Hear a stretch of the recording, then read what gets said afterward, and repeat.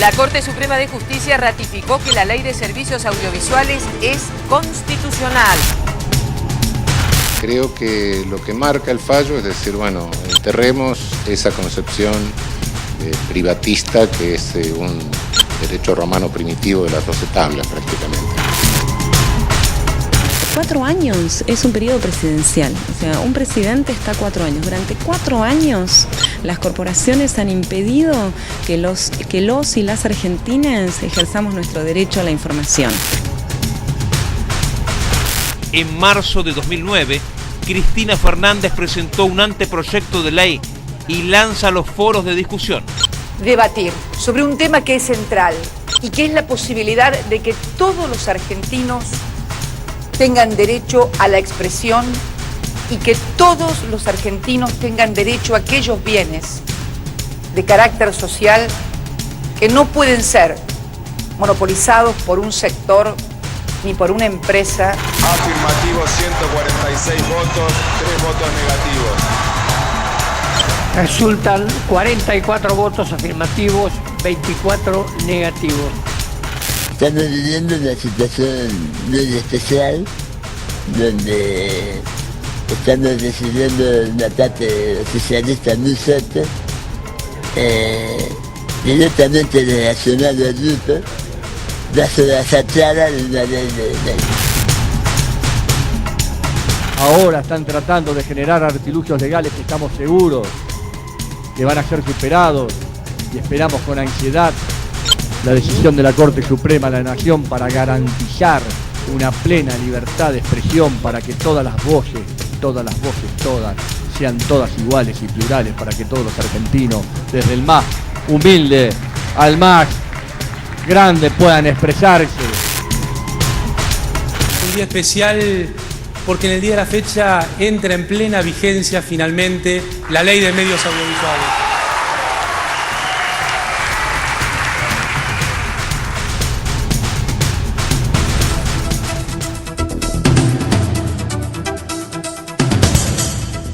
Muy buenas noches, bienvenidos. Este es el resumen de noticias de la televisión pública.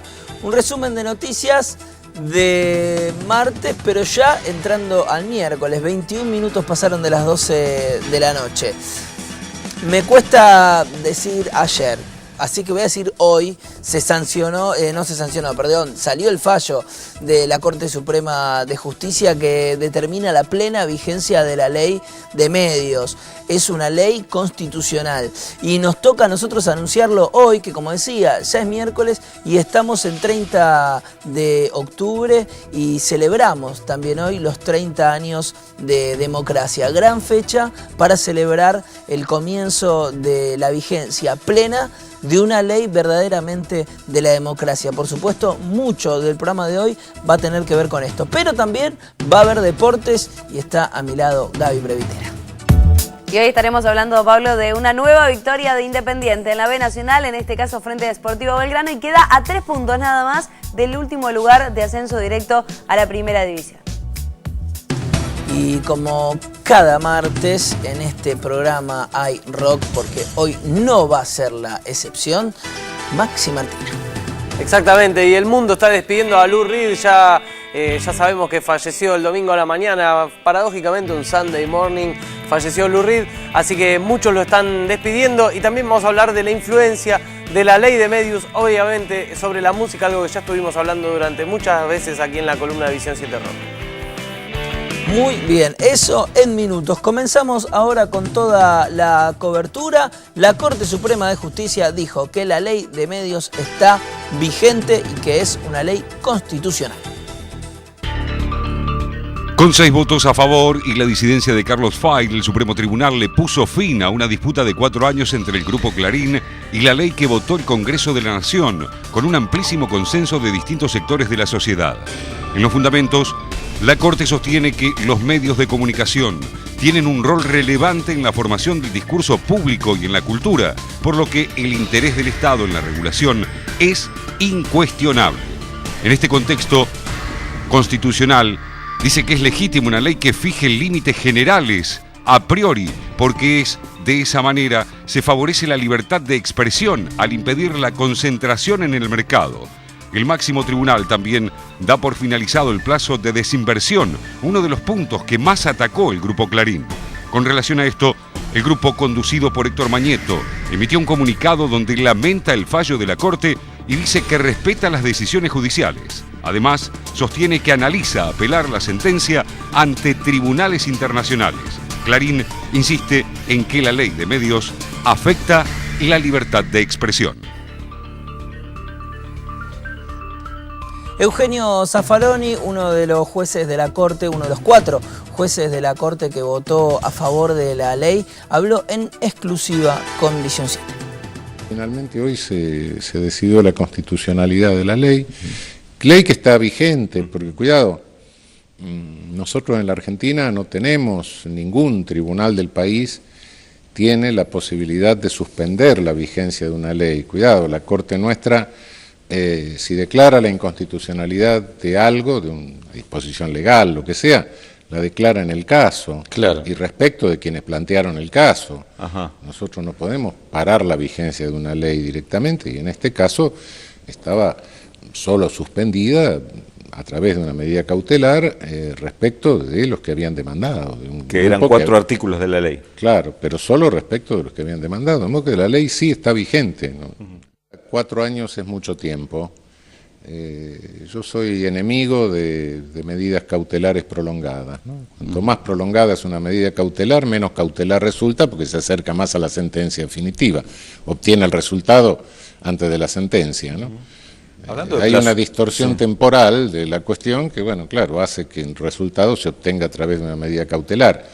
En rigor de verdad, yo tengo a veces dudas sobre si estamos aplicando derecho de fondo o derecho cautelar, ¿no? Dejar en manos de un monopolio, de oligopolios, la configuración de nuestra cultura es permitir una homogeneización de la cultura.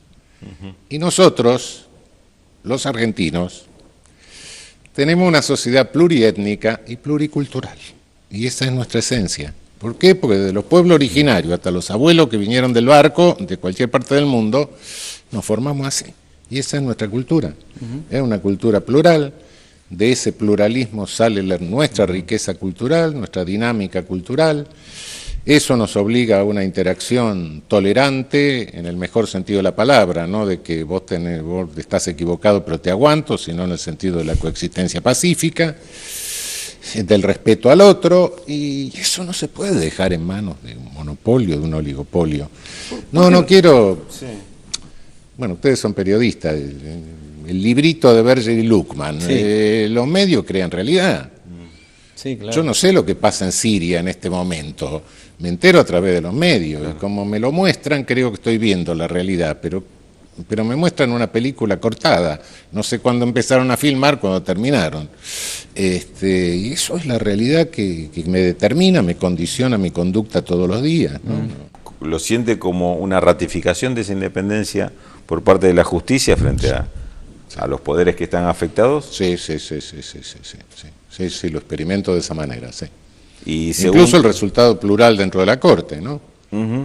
Creo que es una muestra de independencia. Y el segundo aspecto, respecto a su sensación personal con este tema, es respecto a lo que hablábamos antes, lo que significa esto en función de defender la independencia cultural de un pueblo, de una nación, este paso. Yo creo que este paso va a ser trascendental, y creo que este fallo marca una línea jurisprudencial que, en fin, no sé quién la escribirá el día que ya no estemos, pero creo que se va a recordar, ¿eh? Sí.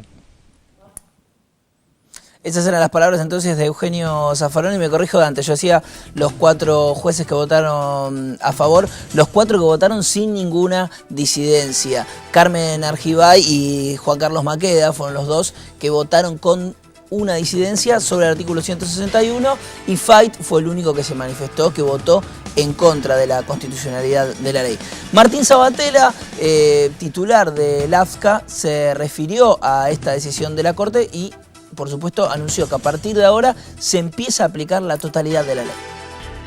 Esta ley nació para garantizar la libertad de expresión, el derecho a la información y el derecho a la comunicación del conjunto de nuestro pueblo, para que lo plural, diverso, multicolor, lo rico en diversidad que es nuestro país, pueda expresarse, para que en el conjunto de nuestra patria, el conjunto de nuestro pueblo pueda tomar la palabra y que el conjunto de voces ocupen el centro de la escena pública y no haya un grupo que con su posición dominante, con situación de privilegio, quiera manipular la opinión pública, no solamente posición dominante para tener una situación de privilegio en el mercado de la comunicación audiovisual, posición dominante que usaron y quisieron seguir usando para condicionar la democracia, para condicionar el rumbo del país, para condicionar los poderes públicos.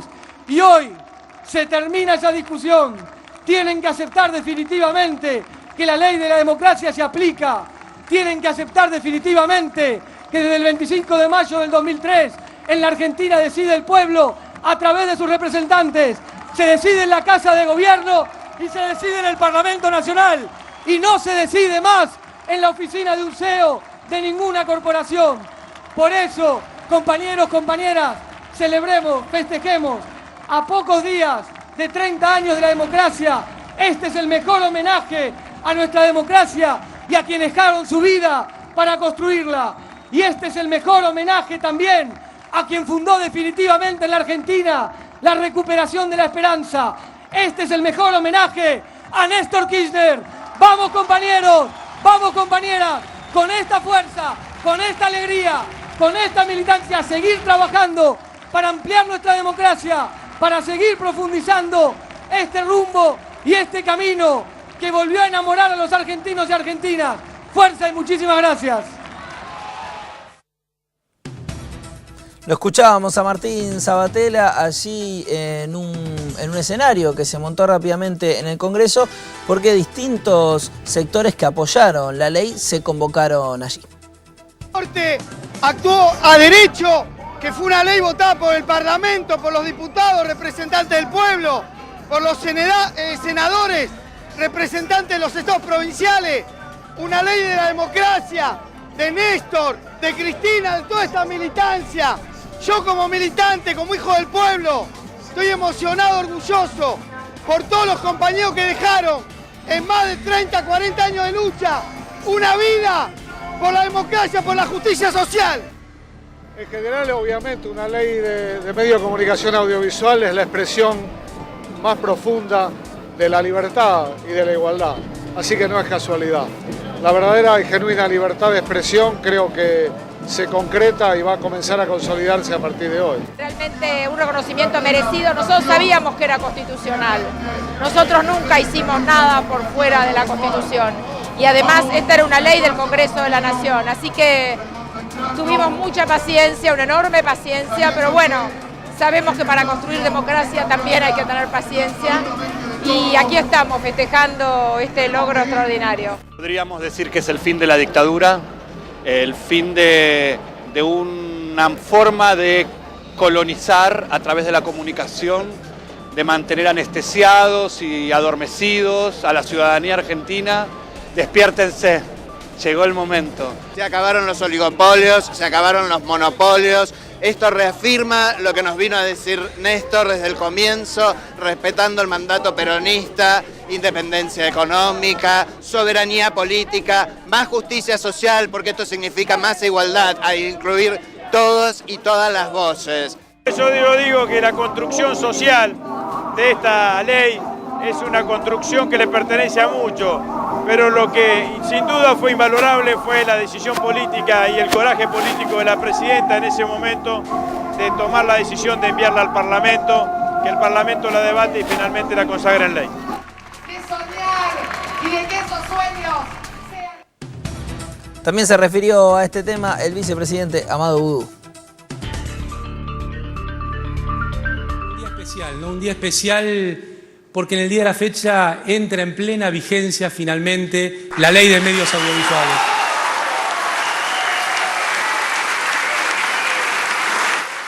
Van 4 años en los que la ley no pudo ponerse en vigencia plena. 4 años, si pensamos en términos democráticos, 4 años es la duración de un poder ejecutivo.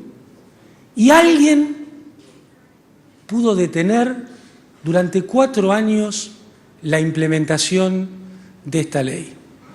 quiere decir que tenemos que mirar en profundidad dónde residía el poder en la República Argentina y qué artilugios usaba este poder para que no sea la voz del pueblo la que lleva adelante las acciones del gobierno. Lo hemos dicho muchas veces, pero creo que con este ejemplo queda tan claro. De tener una ley democrática, plural, una ley de consensos durante 4 años, solamente lo pueden hacer muy poderosos.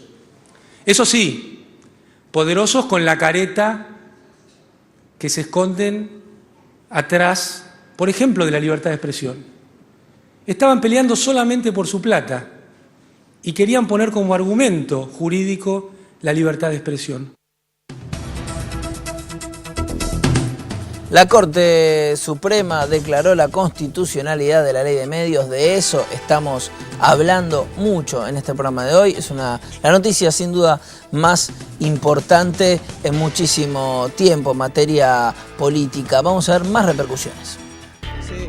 Que el primer análisis que hay que hacer es que hay un avance democrático en términos de la aplicación total de la ley y que eso abre un escenario futuro venturoso en términos de una búsqueda de una democratización de la comunicación. 4 años es un periodo presidencial, o sea, un presidente está 4 años. Durante 4 años las corporaciones han impedido que los y las argentinas ejerzamos nuestro derecho a la información. Esto, por supuesto, que puede afectar. Los medios concentrados generan agendas, los medios concentrados generan temas, los medios concentrados también desinforman, también mienten en ocasiones. Si no tenemos múltiples voces, muchas veces podemos no darnos cuenta cuando están mintiendo, cuando no. Tomando incluso los propios elementos de la pericia, que era uno de los elementos que en la Cámara de Apelaciones se había usado para considerar que la ley era inconstitucional, la Corte toma la pericia y desagregando algunas de las conclusiones del propio texto de la pericia, dice que nada permite asumir que sea inconstitucional. Pero lo que sí queda claro es que no hay ningún tipo de torsión económica sobre la empresa en el sentido de torcer las situaciones, que la lleve a una situación de falta de rentabilidad, de falta de sustentabilidad que afecte a la libertad de expresión. Que será ya certidumbre definitiva sobre un tema que se había debatido en su momento y estaba pendiente. Ahora ya con el fallo de la Corte lo ha dicho, ¿no? Que el fallo es un fallo definitivo y no hay forma ya de apelarlo, como se ha dicho que pueden ir al Espigón Internacional, a la Comisión Interamericana, no porque los derechos humanos solamente se pueden violar a los humanos, por lo tanto ningún grupo puede invocar un derecho humano que se siente conculcado, primer punto. Después no hay ya ningún tipo de pronunciamiento más que aguardar, por lo tanto la plena aplicación de la ley depende ahora del ámbito administrativo y que el AFCA, en virtud de lo que hizo el 17 de diciembre, cuando Martín Sabatella como titular del AFCA se presentó ante el Grupo Clarín para comenzar con lo que es el procedimiento de la adecuación. Ningún trabajador tiene en este momento en riesgo su fuente de trabajo. La aplicación va a asegurar un tránsito de continuidad de empleo y además el propio Estado asumió un compromiso ante las organizaciones que representan a los trabajadores del sector. Eso está absolutamente garantizado. Estamos contentos, uno siempre hubiese querido mejor antes, pero la verdad estamos muy contentos. Es el momento de decir, bueno, un largo camino se ha recorrido, honrarlo con mucha responsabilidad y demostrar que esta es la mejor ley que podían darse los argentinos, una ley de la democracia. Tenemos ahora más información en este picado de noticias.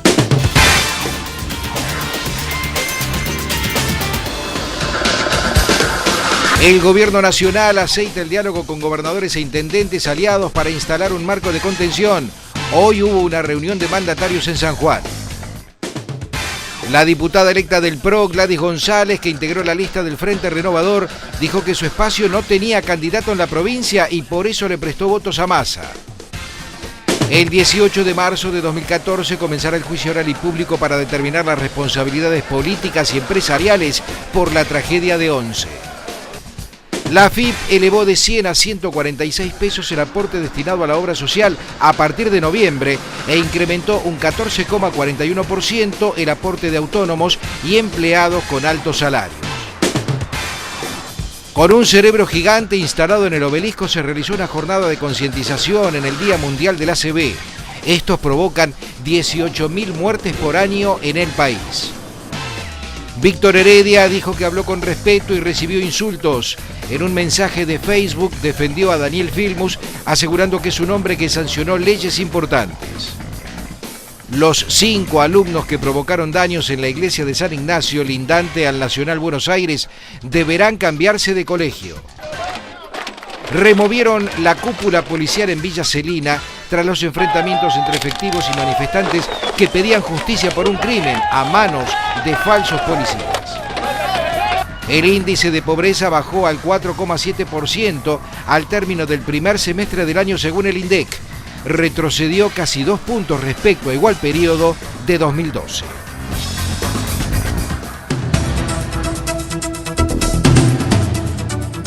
El juez Ariel Lijo dictó el procesamiento sin prisión preventiva de Julio César Benítez, el maquinista de la formación Chapa 5 del tren de la línea Sarmiento, que sufrió un accidente en la estación de Once el pasado 19 de octubre. Es por el delito de descarrilamiento agravado por haber causado lesiones en 105 personas y en concurso real con el delito de sustracción de medios de prueba por robar la grabación de la cabina.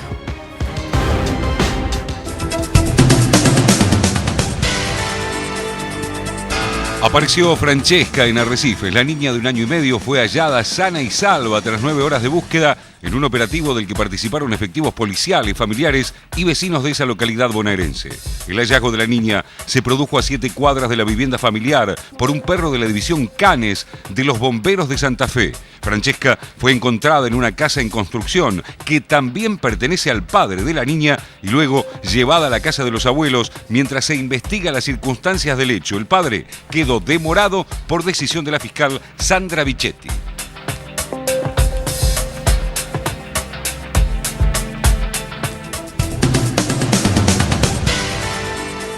Se reanudó el alegato del expresidente Fernando de la Rúa en la causa que investiga si hubo sobornos en el Senado durante su mandato. La abogada del exmandatario calificó el juicio como una maniobra y apuntó al arrepentido exsecretario parlamentario Mario Pontacuarto. Mañana será la última jornada de alegato para de la Rúa y él mismo podría hacer uso de la palabra para su defensa. El expresidente enfrenta un pedido de la Fiscalía de 6 años de prisión por cohecho. Volvemos ahora a las elecciones de este pasado domingo. Vamos a ver cómo va a quedar conformada la legislatura porteña a partir del próximo 10 de diciembre y cuáles son las propuestas de los principales legisladores que se van a sumar. La legislatura porteña, que renovó 30 diputados, la mitad de la conformación del cuerpo, tendrá su recambio el 10 de diciembre y habrá caras nuevas provenientes de distintos sectores políticos.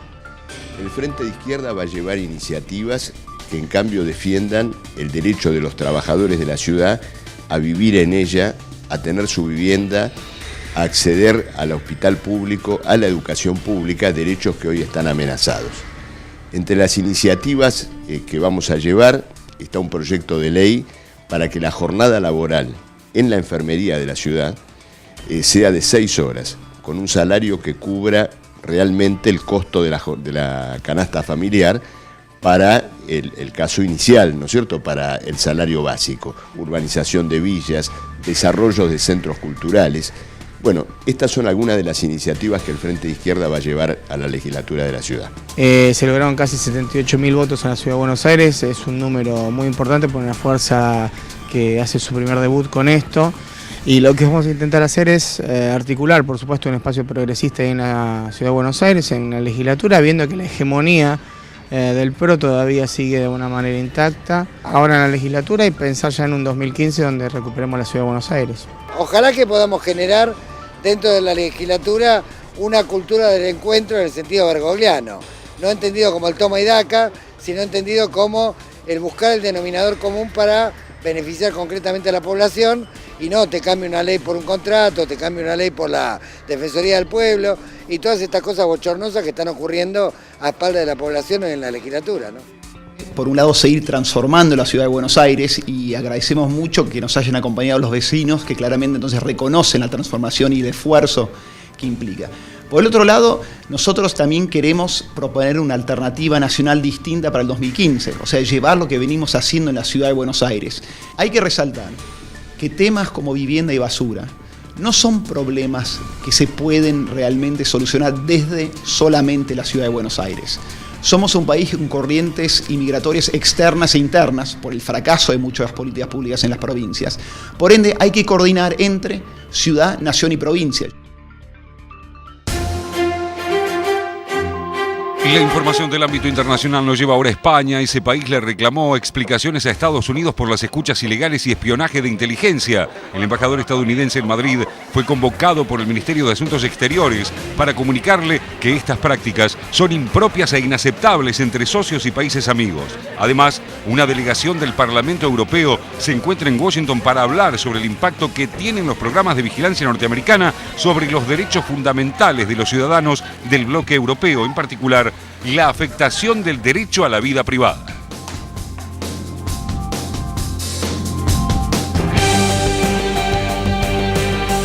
La Asamblea General de la ONU aprobó nuevamente una resolución pidiendo el fin del bloqueo de Estados Unidos a Cuba.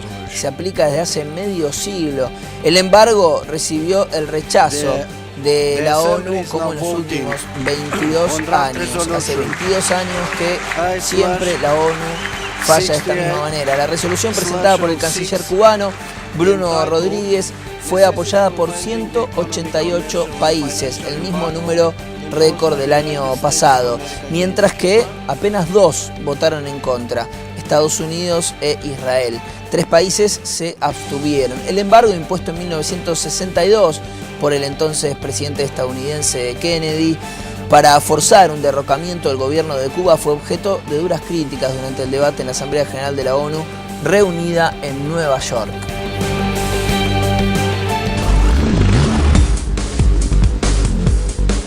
Es el momento de los deportes. Hubo fútbol, Gaby. Hubo fútbol en la jornada de hoy, algunos que tienen que ver con la Copa Sudamericana, que ya estábamos repasando en unos minutos más, y otro que tiene que ver con la B Nacional. Hoy se ha disputado la 14ª fecha de la segunda divisional del fútbol argentino, y en este caso ha jugado Independiente y ha conseguido otra victoria en esta segunda división. En este caso fue 1-0 frente a Sportivo Belgrano de San Francisco, Córdoba. Y con esta victoria... Viene bien a la B, ¿no? Como que cada temporada haya un grande ahí, ¿no? Como que se le da más bolillo. Sí, está claro que cuando baja uno de los denominados grandes de la Argentina, va todo el mundo a la cancha. Es un hecho histórico y por eso le hace bien que baje uno de los denominados grandes. Hay que ir turnándose. El problema es que no creo que los de Independiente estén muy contentos, los de River, que también descendieron, tampoco. En este caso faltaba poco para el final. E iba a encontrar el balón Facundo Parra y de esta manera le daba el 1-0 Independiente, que terminó siendo resultado definitivo. De esta manera, a 6 minutos del final, el rojo consigue una victoria que lo deja muy cerca de quien es el tercero en este momento, que es Unión. Suma 21 puntos ya el rojo de Avellaneda, queda muy cerca de Unión. Insisto que es el último equipo que hoy se clasificaría directamente al ascenso directo a la primera división del fútbol argentino. Segundo está Defensa y Justicia y primero está Banfield, que mañana va a estar jugando su partido en el cierre de la fecha 14 de la B Nacional. Cambiamos de categoría ahora y en realidad cambiamos de, si bien es de fútbol, de torneo, de campeonato. Nos vamos a referir a la Copa Sudamericana. Lanús y River igualaron sin goles. El equipo que más lejos llegue de los argentinos en la Copa Sudamericana se clasifica al repechaje de la Copa Libertadores. Vélez es el tercer equipo que la está jugando, pero como ya está clasificado a la próxima Libertadores 2014 por ser campeón, entre Lanús y River van a dirimir quién es el que sigue adelante, el que pasa a las semifinales de la Copa Sudamericana, el segundo torneo del continente de más importancia, y además quién va a jugar ese repechaje. Hoy no se sacaron ventajas, 0-0. Lanús se ha perdido uno tras otro, Diego González, Pereira Díaz, Lautaro Acosta, todos han desperdiciado goles. Y por el lado de River también dejó pasar muchas oportunidades en la primera etapa y también en la segunda. Los dos arqueros, tanto Marchesín como Marcelo Barovero, fueron las figuras del partido para que este encuentro termine 0-0. El 7 de noviembre se va a disputar la vuelta. El que pase ingresará a las semifinales de la Copa Sudamericana y además tiene asegurado ya jugar el repechaje de la próxima Copa Libertadores. Sobre el final, en este mano a mano, no pudo Teo Gutiérrez, tampoco Lanzini. Andrada, que ha generado también situaciones de peligro, no ha llegado a convertir. Es increíble la que deja pasar acá Teo Gutiérrez. En la selección de Colombia los convierte. En River todavía está desperdiciando muchos goles. Sobre el final, Barovero se hizo muy importante para tapar ese mano a mano. Y acá hay una amarilla. El árbitro del partido no sancionaba un penal que ha protestado todo Lanús, que tiene que ver con una falta de Mercado sobre Lautaro Acosta. Y de esto seguramente se va a hablar mucho en la jornada de mañana. Ninguno de los dos se sacó ventajas. River sigue sin convencer, sin jugar bien del todo. Aquí en este mano a mano entre Lautaro Acosta y Barovero ganaba el balón el futbolista de River, el arquero de River, y esta es la falta que les contaba. El árbitro no cobra nada, en línea tampoco advierte y encima termina amonestando a Lautaro Acosta. Da la sensación de que hubo falta. Habría que verlos de otra situación. Y aquí, sobre el final, roja, expulsado Eder Álvarez Balanta, el defensor de River. Fuerte y casi innecesaria falta. Faltaba tampoco para el final. Y de esta manera el colombiano entonces termina yéndose expulsado. Final de partido, 0-0 en el encuentro de ida de los cuartos de final de la Copa Sudamericana. 4 o 5 chances de gol. Sabiendo que en algunas cosas tenemos que mejorar, porque ellos tuvieron 2. Pero en el balance te quedas con la espina de no haber ganado, pero también en cuanto al juego, que uno debe analizarlo, uno se va tranquilo por lo hecho en el segundo tiempo. Veremos ahora cómo se da el partido en el Monumental. Seguramente ellos saldrán un poco más a atacar y bueno, seguramente va a ser distinto a este, más teniendo en cuenta que se define. De haber un gol en los primeros minutos para cualquiera de los dos, seguramente va a ser distinto. Ahora tiene que venir visitante y venir a la cancha de River con nuestro público, con nuestra gente. Así que nosotros hemos conseguido un resultado importante y seguramente de local va a ser completamente distinto. Esperemos que estemos finos en la hora de definición para poder pasar.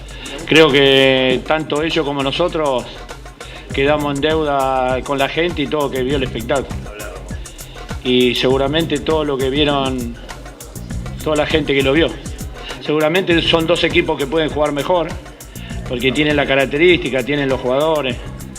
A mí mucho el partido no me gustó, pero sabíamos que es un partido de Copa, que es un partido donde hay un juego y hay mucho juego y me parece que los dos equipos la sintieron. Nosotros tuvimos... Los goles que no vimos y que no convirtieron ni River ni Lanús, los vamos a compartir ahora. 3-1 la victoria del seleccionado argentino sub-17 que está disputando estos cuartos de final del Mundial de la categoría que se está llevando adelante en Emiratos Árabes Unidos. 3-1 fue la victoria frente a Túnez. El 1-0 de Argentina llegaba por medio de Germán Ferreira. A los 2 minutos del primer tiempo iba a marcar el 1-0. Después iba a llegar el tiempo de la igualdad. Antes de que finalice la primera etapa, a los 46 minutos, Hassem iba a decretar la igualdad parcial en este partido. Hassem. Nada más que unos con Z y el otro con S. Lindo ¿Está para bien? El nombre es ¿no? este. Lindo para... Sí, si me lo preguntás 2 veces más me va a salir mal. Así que lo dejamos ahí, porque después los goles que siguieron son de argentinos. Joaquín Ibáñez, a los 8 del complemento, volvía a dar vuelta al resultado y decía que Argentina estaba 2-1 arriba ahora. Este seleccionado argentino está disputando el Mundial de la categoría y es dirigido por Humbertito Grondona. Y el tercer y último gol iba a llegar a los 28 minutos. Sebastián Driussi ponía las cifras definitivas. 3-1 entonces, la victoria de Argentina, que en cuartos de final se va a cruzar ahora con Costa de Marfil, que fue el tercero del grupo B y que venció a Marruecos.